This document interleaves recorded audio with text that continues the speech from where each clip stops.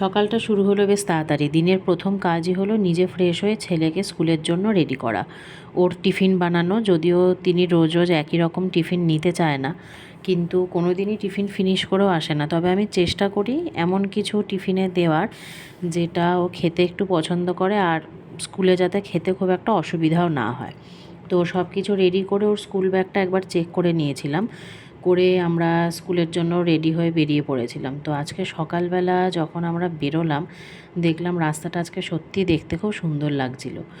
আর আকাশটা দেখে যেন মনে হচ্ছিল সামনেই দুর্গাপুজো, যেটা আমাদের একটা বিশাল বড় ইমোশান। তো ছেলেকে স্কুলে দিয়ে এরপর বাড়ি ফিরেই আমি প্রথমে চলে গেছিলাম কিচেনে, কারণ আমরা আজকে চা না খেয়ে বেরিয়েছিলাম।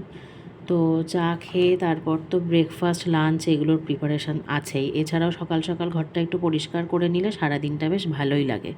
কিন্তু তাও সব কিছুর মধ্যে চেষ্টা করি একটু নিজের জন্য আলাদা করে সময় বার করার, যে সময়টা একটু ভিডিওগুলো এডিট করা বা আদার্স যে কাজগুলো থাকে সেগুলো আমি করার চেষ্টা করি ওই সময়গুলোতে। এরপর নিজের বিভিন্ন কাজগুলো সেরে আমি একটু বিছানাটা গুছিয়ে নিয়েছিলাম, কারণ তা দেখতে দেখতে ছেলের স্কুল ছুটির সময় হয়ে গেছিলো। আর ও ফেরার সময়টা পুল কারে ফেরে। তো সারাদিন স্কুল করে এই যে ও ফিরেও এসেছে, প্রচণ্ড টায়ার্ড থাকে এই সময়টা ফেরার পর, গরমটাও যেহেতু আবার পড়েছে।